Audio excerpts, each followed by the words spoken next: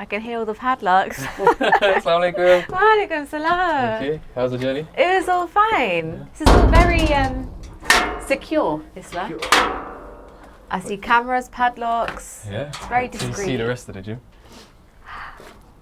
Oh wow, I wasn't expecting this. Raheel Butt. It's nice to meet you. I've heard a lot about you, Raheel. This is amazing. You started this. Built it from scratch, yeah. Do you want to give me a tour? I will do. This is the Compound Newham Street Gym for the people of Newham. I like that. It's brilliant. I like how colourful it is. Like most gyms aren't like that. You're welcome. I noticed when I was coming in, there are quite a few CCTV cameras. You've got locks. It's all very secure. Is there a reason for that? Yes, it's to keep our community safe, our youngsters that come here. There's a lot of territorial disputes in this area, so we're just trying to protect our community and keep them safe. And when we have cameras, it supports any evidence if there is an issue. I've got a good security system here to prevent anyone from just walking in. Got loads of locks on it as well, so people can't just walk in here. And it also provides us with a level of security so no one steals from our gym. Although it would be hard to shift all of these. Yeah, I think if they're going to try, they'll be here for a while, bro. That shutter used to be an open gate.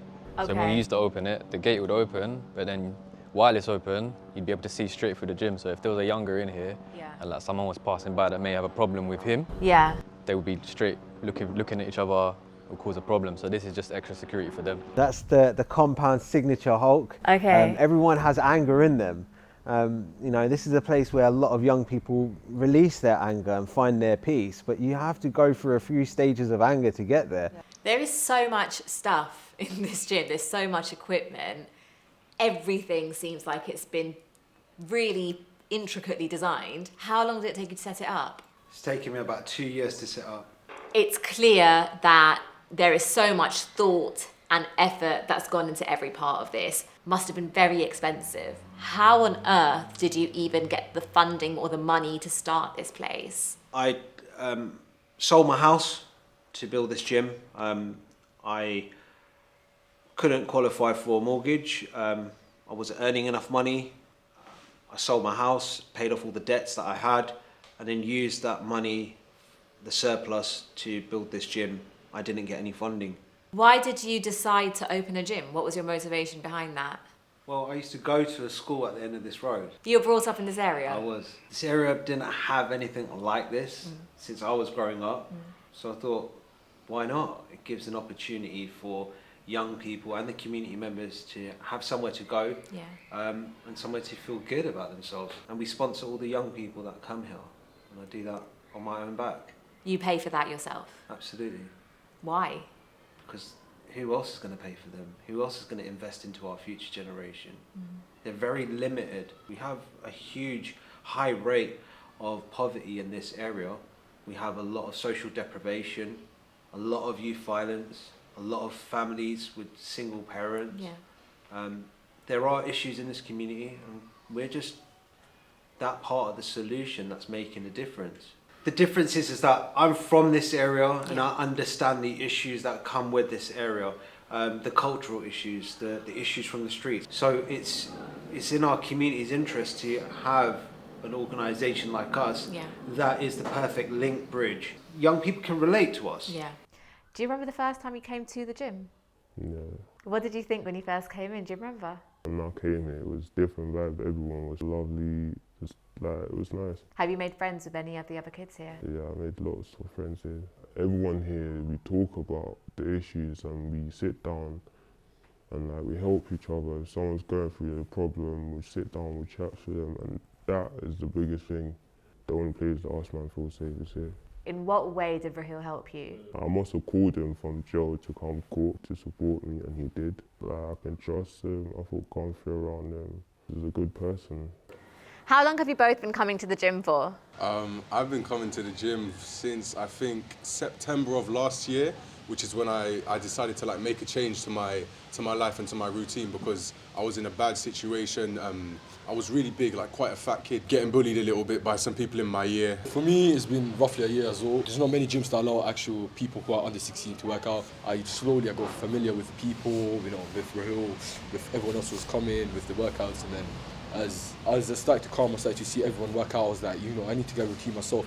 The way I first met Islah, I was actually coming outside of Jummah Salah. When I first had that conversation with him, he just showed me how much of a genuine guy he was, and I was going through a bit of struggles at the time, and being able to talk to him, being able to open up and feel like he's not judging me, I was very new to that. He was actually treating me as if I was a human being as opposed to someone who's 15 years younger than him. Maybe not 15, but 10. Someone who's a lot more younger than him, but he was treating me as if I was just his family, and that's something which it was very new to me because I've never actually opened up to an adult about the struggles I was going through. At the time, I wasn't really getting the ideal grades, and there was a lot of stuff in my personal life as well, where falling out with people, and he told me that it's part of life. It's part of the process, it's part of learning. And my grades, it doesn't reflect who I am as a person. So at the time, that's what I was thinking. If my grades aren't working, that means that I'm stupid. But he showed me that that's not the case. Welcome to the Dojang. Tradition is for you to take off your shoes. Done. No shoes in the Dojang. Right, we're gonna follow a tradition. So if you stand in front of me, Yep. right, you're gonna put your feet together, Feet together. hands side by side, and we bow.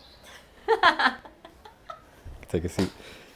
What motivates you to help young people? Why would you want to be involved in something like this? When I was young, especially going into the industry that I'm in the media industry, in the film industry, there was no one to help me. There was no one giving handouts. There was no one giving me advice. There was no one giving me career paths. I had to create those opportunities for myself, which is a good thing because it got me as far as I am today, alhamdulillah. But it wasn't a good feeling. And that lonely feeling and that isolated feeling, I don't ever want any young person to feel what I felt. How did you get into martial arts in the first place? When I was 17, I was in the wrong area at the wrong time with the wrong people. Some boys who I thought were my friends set me up, and about 8 guys approached me out of nowhere with a knife to my chest and wanted my phone. And at that moment, you know, I could have lost my life. And that's real life for so many young people growing up. I mean, kids as young as 8 or 10 or 12, that is what they have to face on a daily basis. I don't think people often realise that. So it was that incident that made you get into martial arts. My uncle, Master Zakaria Khan, he's my mum's brother. He's been training in Korean military mixed martial arts all his life. He trained from a very young age. His master taught him, and he took me under his wing. What he did for me in my life, I could never repay him. But the only way I can honour him is if I pass on that knowledge to the younger people. Hey! Anytime you get in a fight, typical things that can happen. Anyone you can think of? Headlock, yeah? Martial arts can benefit young people because not only is it just about the kicks and the punches, it's the discipline that follows with it, it's the culture, it's the etiquette. When you're a young kid, you're full of anger and they get to let it out, but in the right way. You have to balance the aggression with humbleness, with humility. Not just about safety, but it's about confidence. Yeah. I'm wearing this black belt and I'm wearing it proudly, but I always say to my young students, a black belt is just a white belt who never gave up. And the reason why you earn this belt is because you have that dedication, you have that conviction, not just in the martial art, but translate it into your life. So that when you go out into the world is your dojo. How long have you been coming to the gym for? Probably like 2 years and a half. What makes you want to keep coming back?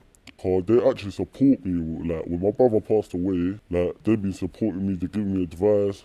Back in the day, I used to have anger issues, and I used to roll for a shank back then. I must have got chased by the police with a shank on me. Then Raheel must have saw me. Then he asked what happened. I told him. Then since that day, I've been handing him knives. My brother, he went with his girl to Westfield. He came back and his friend called him, saying come outside. And then from another area, people in a black Ford pulled up on my brother. My brother's friend ran away, and my brother, he tried to run, but my brother's friend shut the door on him. And my brother must have got slashed from the back. It went through his artery and it just cut through his body. But I wasn't there. I was in the park playing with my friends.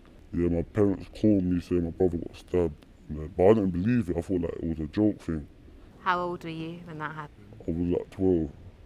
That's horrific for anyone to go through, but especially as a 12-year-old, that must have been such a hard time.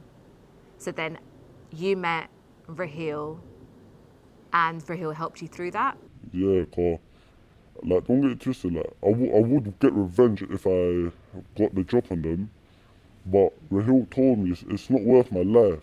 It's like I got another brother, and my parents, if they see another son go back to jail, they're upset, they get emotional, they cry. Who's going to be there for them? You actually actively work around the issue of knife crime, don't you? Absolutely, yeah. So I focus on reducing the impact of youth violence, knife crime, gangs, organised crime, all the way up to extremism. You know, I work very closely with Stephen Timms on the offensive weapons bill, the legislation on knife crime and corrosive substances. So I targeted the arms manufacturers that were making the weapons, then the wholesalers, then the distributors, and then the UK consumers. We estimated with one of my interns from Oxford University about 1 million knives and tactical weapons that I personally have taken out of circulation. Can't lie, the reason I came here today, because I got a thing to show Raheel.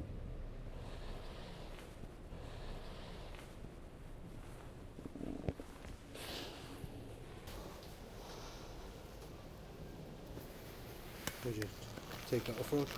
Yeah. That's the only reason I came here today. Why do you want to give that to Raheel? Like, if you take someone's life, after that, you're going to be in jail, you're going to be regretting that. Thank you for this. That's right, cool. So young people personally hand in knives and weapons to you, or you take them off the young people and then work with the police, is that right? Well, yes, when a young person comes and gives it to us, we're limited to the capacity of what we work with the police. We offer amnesty to any young person that gives us a weapon. And if a young person presents us with a firearm, it's a different circumstance. We have to call the police, and there are protocols and procedures in place for when a young person hands in a firearm. So I can confirm that the firearm has now been handed over to the Metropolitan Police and it is in their possession now. I've done my job and they're doing theirs. Community cohesion and collaboration, and here we are taking weapons off the streets. When it comes to knives, we tend to give them off to charities and other organisations that will use them either for art, or have them melted down and turned into artifacts or training equipment. Saving a life, stopping a young person carrying a knife because they've got a target on their back. How do I remove that anxiety? Quite mad. Like, to think someone is, even an adult, is walking down the street carrying something like that. That's like a Shakespearean sword. Something like this, right? That's insane to think a young child or anyone would feel like they need to be carrying something like this. Raheel, these are children. Like, we're literally talking about children. Why would they feel the need to be carrying something like that? There's a few reasons to this. It's becoming very fashionable for young people to pack. It's often called packing. If you haven't got anything, you're lacking. It's also glorified on social media. They are very much getting away with selling weapons to young people, and they are not called gangs or terrorists, they are called businesses. None of them have been held to account. When a young person has this weapon, they are going to get, a custodial sentence. They will eventually go to prison. It will stay on their record and it will be with them for, the rest of their lives. These companies, should they not have some sort of custodial sentence as well? So by getting young people to hand in these weapons, what are you hoping to achieve? What's the ultimate aim? The ultimate aim is to reduce or stop knife crime itself, to stop people from arming themselves with these weapons. I hope for more love in the world, and I hope that young people can embrace that they have got a future. Every single one of these knives represents a life from being taken. And as Muslims, in the Quran, it says, if you save one life, it is as if you've saved the whole of mankind. The gym, from what you're saying, isn't just about building physical fitness, but it's about building kind of emotional resilience and mental strength.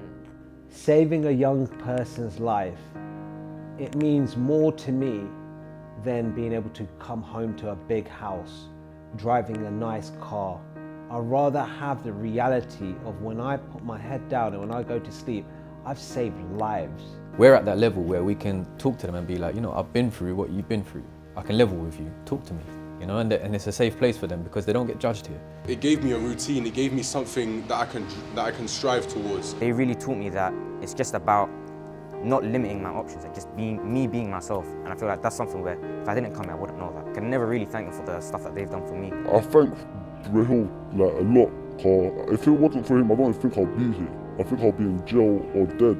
Personally, he helped me develop basically my dream of, becoming an entrepreneur. So I've been into crypto recently, and by opening the gym, he's able to give me tips and tricks. What would you like to do in the future? In the future, I would like to open my own shop, probably open my own gym. Would you like to do something like this for other young people? 100%. I'm definitely thinking about getting somewhat into personal training. I'm not trying to get rich, like I'm trying to be my family, friends out the area, start a new life. I've found my purpose 100%.